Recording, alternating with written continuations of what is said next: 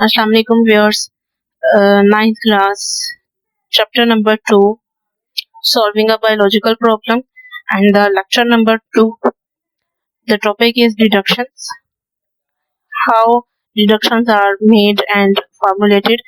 तो ये जो फॉर्मुलेशन ऑफ हाइपोथेसिस है, इससे जो नेक्स्ट टॉपिक जो है वो डिडक्शन का है।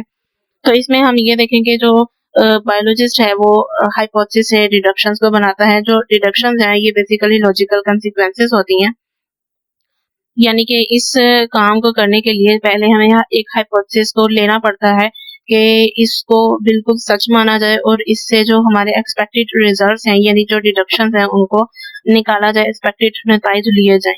तो सबसे पहले जो बायोलॉजिकल मेथड है इसमें क्या है कि एक पर्टिकुलर हाइपोथेसिस को बिल्कुल ट्रू माना जाता है, लिया जाता है।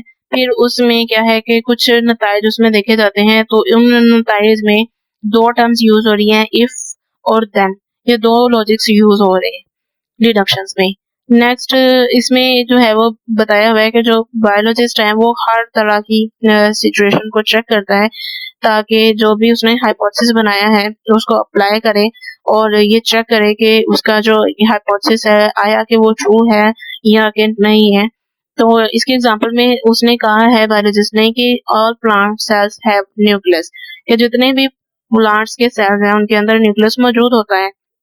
लेकिन जो बायोलॉजिस्ट है उसने हर लिविंग प्लांट सेल को एग्जामिन नहीं किया है, ठीक है, और ना ही जो है वो हर प्लांट सेल जो है वो एवर लिव्ड होता है। तो इसमें क्या है कि उसने इस हाइपोथेसिस को फॉल्स करार दे दिया, यानी कि उसने गलत कह दिया। तो इसमें कहता है कि जो बायोलॉजिस्ट है वो एक डिडक्शन बनाता है रीजनिंग को यूटिलाइज करते हुए, ठीक है। तो ये जो डिडक्शंस है ये क्या करेगा कि जो ऊपर हाइपोथेसिस दिया है तो के बायोलॉजिस्ट जो है वो उसे फॉलोइंग डिडक्शन क्या बनाएगा कि if I examine cells from a blade of grass, कि अगर मैं ग्रास का एक ब्लेड जो है वो उसको देखता हूँ और उसके सेल्स का मुशाहदा करता हूँ तो इसका मतलब है कि each one will have a nucleus, कि हर प्लांट सेल के अंदर न्यूक्लियस मौजूद होगा। तो यानी कि इसमें जो है वो ये एग्जांपल के साथ बताया हुआ है कि जो हाइपोथेसिस उसने ऊपर दिया था कि all plant cells have a nucleus, उसको उसने कैसे जो है वो एग्जामिन किया है और कैसे एक्सप्लेन किया है। नेक्स्ट टॉपिक हमारा एक्सपेरिमेंटेशन है, तजुर्बात करना। तो ये बेसिक स्टेप है बायोलॉजिकल मेथड का, एक्सपेरिमेंटेशन। बायोलॉजिस्ट जो है वो एक्सपेरिमेंट्स परफॉर्म करते हैं ये देखने के लिए कि उन्होंने जो हाइपोथेसिस बनाया है, डिडक्शंस बनाई है, वो सही है या फिर गलत है। जो डिडक्शंस उसने बनाई हैं हाइपोथेसिस से, उस डिडक्शन को बहुत ज्यादा टेस्टिंग से गुजारा जाता है, उसके बहुत ज्यादा टेस्ट होते हैं, ठीक है। फिर उसको एक्सपेरिमेंटेशन से गुजारा जाता है ताकि जो बायोलॉजिस्ट है ये देखे कि उसका हाइपोथेसिस करेक्ट है। तो जो इनकरेक्ट हाइपोथेसिस होगा तो उसको रिजेक्ट कर दिया जाएगा, ठीक है, और जो करेक्ट हाइपोथेसिस होगा उसको एक्सेप्ट किया जाएगा। ये जो एक्सेप्टेड हाइपोथेसिस है उसको फर्दर जो है प्रिडिक्शन दी जाएंगी ताकि वो एक बहुत ही ज्यादा इम्पोर्टेंट वे बताए अपनी वैलिडिटी, यानी कि अपने आप को प्रूव करें कि वो मजीद जो है वो बेहतर है या नहीं है, उसके मजीद जो है वो टेस्ट होते हैं। तो ये एक्सपेरिमेंटेशन की एक एग्जांपल है कि एक प्लांट है उसको एक्सपेरिमेंटल ग्रुप में रखा हुआ है, ठीक है, यानी कि यहाँ एक प्लांट के जो है वो दो ग्रुप्स बनाए हुए हैं, एक एक्सपेरिमेंटल ग्रुप है और एक है कंट्रोल ग्रुप। तो एक ही ट्राइब के प्लांट को दोनों ग्रुप्स में जो है वो डिवाइड करके रखा गया है। तो क्या है कि जो साइंटिस्ट है वो दोनों का मुआवजा करता है, दोनों ग्रुप्स को कंपेयर करता है। तो जो 2 नंबर ग्रुप है उसको, ये जो दोनों ग्रुप्स हैं ये एक दूसरे के बिल्कुल एक जैसे ही होते हैं, एक्सपेरिमेंटल ग्रुप भी और कंट्रोल ग्रुप भी। अब इसकी एग्जांपल जो है वो मैं बता रही हूँ कि इसमें कार्बन डाइऑक्साइड को चेक करने के लिए, चूंकि कार्बन डाइऑक्साइड फोटोसिंथेसिस के लिए जरूरी होती है, तो को कंट्रोल ग्रुप में जो है वो एक ऐसा प्लांट रखा है जिसको कार्बन डाइऑक्साइड फ्रीली अवेलेबल है, ठीक है। उसका जो है वो उसने एक्सपेरिमेंट करवाया है एक्सपेरिमेंटल ग्रुप के साथ। तो जो एक्सपेरिमेंटल ग्रुप है उसमें एक ऐसा प्लांट रखा है जिसको कार्बन डाइऑक्साइड नहीं मिल रही है। चूंकि जो साइंटिस्ट है वो फोटोसिंथेसिस के प्रोसेस को चेक कर रहा है कि किस ग्रुप में फोटोसिंथेसिस ज्यादा हो रही है, कंट्रोल ग्रुप में या फिर एक्सपेरिमेंटल ग्रुप में। तो जो नेसेसिटी ऑफ कार्बन डाइऑक्साइड है ये बताएगी कि फोटोसिंथेसिस जो है वो कंट्रोल ग्रुप में हो रही है जबकि एक्सपेरिमेंटल ग्रुप में नहीं हो रही। जहाँ कार्बन डाइऑक्साइड होगी वहाँ ही फोटोसिंथेसिस का प्रोसेस हो रहा होगा। तो नेक्स्ट टॉपिक जो है वो हमारा समराइजेशन ऑफ रिजल्ट्स। ये जो रिजल्ट्स हमने निकाले हैं इनको अब हमने समराइज करना है in the form of data. तो जो बायोलॉजिस्ट हैं वो एक्चुअल डाटा को और क्वांटिटेटिव डाटा को जो है वो इकट्ठा करते हैं एक्सपेरिमेंट्स के जरिए। जो उन्होंने एक्सपेरिमेंट किया होता है उनसे जो भी डाटा मिलता है उसको क्वांटिटेटिव डाटा की सूरत में इकट्ठा करके और उसको जो है वो ग्रुप्स में डिवाइड कर देते हैं, ठीक है, ताकि उन ग्रुप से जो है वो नताइज अखज़ किए जाएं कि जो बायोलॉजिस्ट हैं इसके साथ ही वो एक और टेक्निक यूज कर रहे हैं जो कि स्टैटिस्टिकल एनालिसिस कहलाती है। नेक्स्ट टॉपिक है रिपोर्टिंग दी रिजल्ट है। ये जो नताइज हमें मिले हैं अब हमने उनकी रिपोर्टिंग करनी है।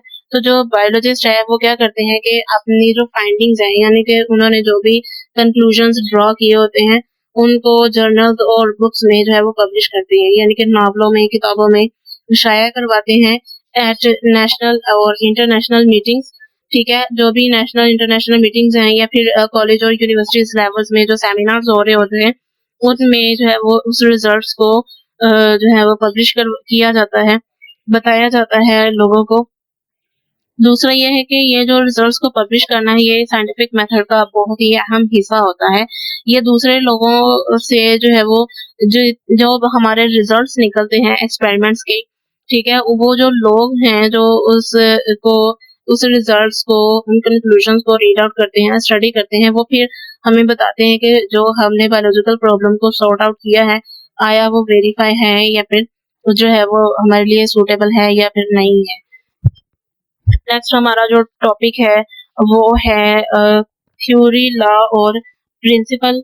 तो जब एक हाइपोथेसिस उसको हम बार बार जुर्बान करके चेक करते हैं, ठीक है, और अगर वो गलत साबित नहीं होता है तो ये क्या करेगा, वो जो हाइपोथेसिस है वो उस बायोलॉजिस्ट के कॉन्फिडेंस को इंक्रीज कर देगा, ठीक है। तो इस किस्म का जो हाइपोथेसिस है जो वेल सपोर्टेड हो, ये क्या है कि जो फर्दर मोर हाइपोथेसिस हैं उनको फॉर्मुलेट करने में, उनको बनाने में भी बुनियाद फ्राहम करता है ताकि जो है वो बार-बार एक्सपेरिमेंटेशन किए जाएँ और उनसे एक्सपेरिमेंटल रिजल्ट्स जो हैं वो निकाले जाएँ और उसको साबित किया जा सके। तो वो हाइपोथेसिस जो टेस्ट के टाइम में सर्वाइव कर जाए, वो गलत साबित ना हो, वो हाइपोथेसिस आगे चलकर जो है वो थ्योरी बन जाता है। थ्योरी की डेफिनेशन में देखें, the hypothesis that stand the test of time, often tested and never rejected, are called theories. A theory is supported by a great deal of evidence. जो theories है उसमें जो भी evidences होते हैं, सबूत होते हैं, उनको बार-बार मुशाहदात के जरिए ट्राई किया जाता है, बार-बार तजर्बात किया जाता है, लेकिन इसके बावजूद अगर हाइपोथेसिस गलत ना हो तो वो थ्योरी बन जाता है। यही जो प्रोडक्टिव थ्योरी होती है ये नए हाइपोथेसिस के लिए एक तजवीज़ बन जाती है ताकि नए हाइपोथेसिस और बनाए जाएँ और उनको मज़ीद बार-बार टेस्ट किया जाए। कुछ इसके अलावा जो बहुत सारे बायोलॉजिस्ट हैं वो इसको एक चैलेंज के तौर पर लेते हैं और अपनी भरपूर कोशिश करते हैं कि वो जो थ्योरी है उसको डिस्प्रूव किया जाए, उसको गलत साबित कर दिया जाए। लेकिन अगर थ्योरी इस किस्म की अप्रोच के बावजूद भी सर्वाइव कर जाती है और बिल्कुल ट्रू बन जाती है, तो फिर इस किस्म का जो एक्सपेरिमेंटल एविडेंस है ये लॉ या फिर प्रिंसिपल बन जाता है। तो साइंटिफिक लॉ की डेफिनेशन में देखिए, a scientific law is a uniform और constant fact of nature. It is an irrefutable theory. जो साइंटिफिक लॉ है ये मुस्तकिल तौर पर रहने वाला एक लॉ है, ठीक है। इसको ये जो थ्योरी है ये रिजेक्टेड नहीं हो सकती है। तो लॉ की एग्जांपल्स में जो है वो हार्डी-वेनबर्ग लॉ और मेंडल लॉ ऑफ इनहेरिटेंस, ये दोनों लॉ जो हैं वो साइंटिफिक लॉ की एग्जांपल्स हैं। नेक्स्ट हमारा टॉपिक है जी data organisation and data analysis. तो सबसे पहले डाटा ऑर्गेनाइजेशन के बारे में बताऊंगी कि व्हाट इज डाटा ऑर्गेनाइजेशन। तो बायोलॉजिकल मेथड को सॉर्ट आउट करने के लिए जो मेजर दो स्टेप्स हमें रिक्वायर्ड होते हैं, एक तो डाटा ऑर्गेनाइजेशन और दूसरा डाटा एनालिसिस। सबसे पहला क्वेश्चन है जी व्हाट इज डाटा। डाटा क्या होता है? तो जो डाटा है ये हमारे पास इंफॉर्मेशन होती है in the form of names, dates और वैल्यूज। नाम, तारीख और वैल्यूज की सूरत में हमारे पास जो मालूमात है वो डाटा कहलाती है। और ये जो मालूमात है ये हम ऑब्जर्वेशंस और एक्सपेरिमेंटेशन से ही लेते हैं। दूसरा, डाटा ऑर्गेनाइजेशन की तरफ चलते हैं। तो क्या है कि हाइपोथेसिस को टेस्ट करने में और फार्मूलेट करने में जो साइंटिस्ट हैं ये कलेक्ट करते हैं डाटा को और ऑर्गेनाइज करते हैं। तो एक्सपेरिमेंट करने से पहले साइंटिस्ट के लिए ये बहुत ज़्यादा अहम है कि वो डाटा के जो कलेक्शन मेथड्स हैं कि डाटा को उसने कहाँ-कहाँ से कलेक्ट किया है उनको एक्सप्लेन करे, उनको डिस्क्राइब करे, ताकि ये एक्सपेरिमेंट की क्वालिटी को जो है वो इंश्योर कर सके। तो सबसे पहले डाटा ऑर्गेनाइजेशन में देखें कि डाटा किन-किन सूरत में ऑर्गेनाइज़ हो सकता है। Data is organised in different formats like graphics, tables, flowcharts, maps and diagrams. इन सूरत-ए-हाल में जो है वो डाटा को हम ऑर्गेनाइज़ कर सकते हैं। नेक्स्ट टॉपिक डाटा एनालिसिस का है। ये जो डाटा एनालिसिस है ये बहुत ही ज़्यादा अहम स्टेप है। ये बहुत ज़रूरी है ताकि ये एक्सपेरिमेंटेशन और हाइपोथेसिस को प्रूव या फिर डिसप्रूव कर सकता है। तो ये क्या है, ये एक स्टैटिस्टिकल मेथड एप्लीकेशन है, यानी कि ये इसमें 2 हम टर्म्स यूज़ करते हैं, एक रेशो और प्रोपोर्शन। ये 2 टर्म्स यूज़ होती हैं, तो रेशो और प्रोपोर्शन की यहाँ डेफिनिशन है कि ये एक रिलेशनशिप होता है 2 नंबर्स के दरमियान में, और इन दोनों नंबर्स को हम एक क्वेश्चन लगा के शो करते हैं, तो ये क्या कहलाएगा, रेशो होगा पहले नंबर का दूसरे नंबर से। तो जो रेशो है इसको हम दो डिवीजन साइन इसके साथ दो जो है वो डॉट्स लगा के यानी कि कॉलन साइन लगा के भी हम इसको शो ऑफ कर सकते हैं। यहाँ पे ये देखें लगा हुआ है। तो इसकी एग्जांपल एक और भी है कि ratio between 50 malarial patients and 150 normal person sorry.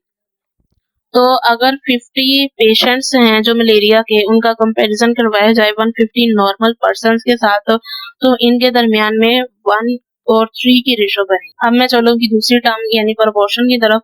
Proportion means to join two equal ratios by the sign of equality. Proportion जो है वो 2 रेशोस को आपस में जो है वो इक्वालिटी के साइन से जाहिर करती है। फॉर एग्जांपल इसमें जो है वो ए और बी ये 2 रेशोज़ हैं, इसी तरह सी और डी ये 2 रेशोज़ हैं। तो जो ए, बी और रेशो और सी, डी की रेशो जो है वो इन चारों रेशोज़ के यानी कि इक्वालिटी का साइन लगा के यहाँ पे जो है वो इनको सेपरेट किया जाएगा, इक्वालिटी का साइन लगा दिया जाएगा ताकि ये दोनों रेशोज़ की जो है वो आपस में प्रोपोर्शन बन जाए। तो ये जो प्रोपोर्शन है इसको हम जो है वो इस तरीके से ए रेशो बी प्रोपोर्शन सी रेशो डी से भी एक्सप्रेस करते हैं। ठीक है, इसमें जो है वो 3 वैल्यूज़ हमारे पास नाउन होती हैं और जो फोर्थ वन वैल्यू चौथी वैल्यू है वो अननाउन होती है, जिसको हमने कैलकुलेट करना होता है।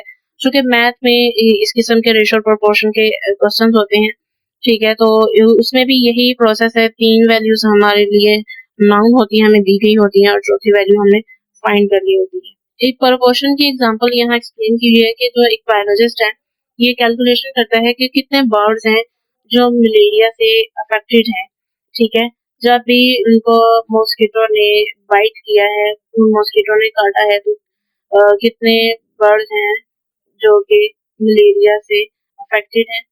तो उन्होंने क्या किया कि हेल्दी स्पैरोज जो हैं वो 100 ली, 100 स्पैरोज यानी कि 100 चिड़िया हैं जो बिल्कुल हेल्दी हैं, उन्हें स्पैरो नहीं हुआ है।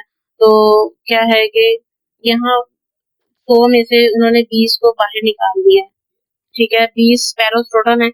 20 में से जो है वो 14 ऐसे स्पैरोज हैं जिनको मलेरिया हो चुका है, वो मलेरिया से अफेक्टेड हैं। तो यहाँ पर प्रोपोर्शन रूल में देखें, जो फर्स्ट रेशो है वो है 14:20, यानी कि 20 टोटल स्पैरोज हैं और जिसमें से 14 स्पैरोज जो हैं वो मलेरियल अफेक्टेड है। यानी कि अब जो सेकंड रेशो है वो x/100, यानी कि हमारे पास टोटल 100 हेल्दी स्पैरोज हैं, ठीक है, उनमें से हमने 20 को निकाल लिया है और 14 जो अफेक्टेड हैं। तो x मीन्स के हमने उसको चौथी वैल्यू को हमने फाइंड आउट करना है। तो इसको जब हम प्रोपोर्शन बना के लिखेंगे तो 14:20 प्रोपोर्शन x/100। ये जो रेशो का साइन है इसको हम डिवीजन साइन में चेंज कर देंगे, तो ये x/100 इज इक्वल टू 14/20 बन जाएगा। फिर यही जो x की वैल्यूज होंगे हमने फाइंड करनी है, ठीक है। तो यहाँ जो डिवाइड हो रही है वैल्यूज, वो जब इक्वालिटी साइन के दूसरी तरफ जाएंगी तो ये मल्टीप्लाई हो जाएंगी, बिल्कुल वैसे ही जैसे 14 जो है वो मल्टीप्लाइड बाय 100 और x मल्टीप्लाइड बाय 20। तो फर्दर अगले स्टेप में क्या होगा कि x इक्वालिटी के बाहर ही रह जाएगा, ठीक है। तो ये जो 20 यहाँ मल्टीप्लाई हो रहा है x के साथ, जब ये दूसरे स्टेप में जाएगा तो ये डिवीजन फॉर्म में आ जाएगा, डिवाइड हो जाएगा। तो जब हम इसको डिवाइड करेंगे तो हमारे पास 70 स्पैरोज जो है वो बचती हैं।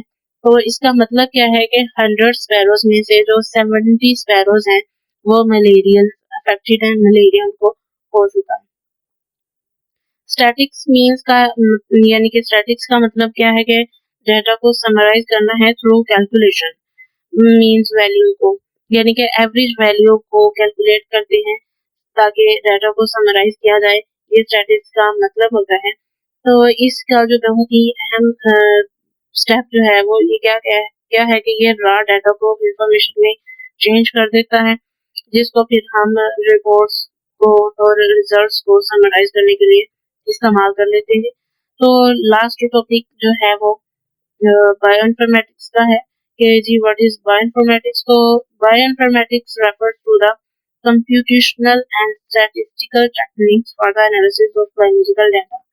बायोइन्फॉर्मेटिक्स जो है वो इसमें टेक्निक से इस्तेमाल हो रही है, एक कंप्यूटेशनल टेक्निक और एक स्टैटिस्टिकल टेक्निक, ताकि बायोलॉजिकल डाटा की एनालिसिस हो सके।